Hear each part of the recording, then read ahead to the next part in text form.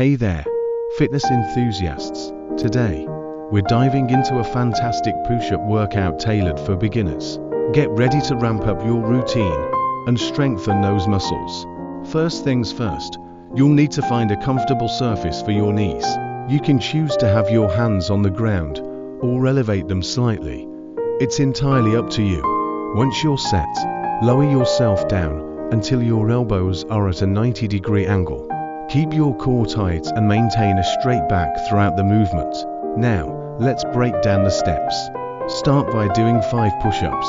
After completing those 5 reps, take a brief rest before moving on to 4 push-ups, then 3, and so on, until you reach just 1 push-up. Just like that, you've completed an entire set of our beginner push-up workout.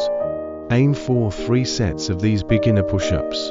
Trust me, it's a great way to build strength and endurance in no time. That's all for now. Give this workout a try and let me know how it goes in the comments below. If you enjoyed this video and want more fitness tips and workouts, please hit that follow button and subscribe to my channel. Thanks for watching and stay strong.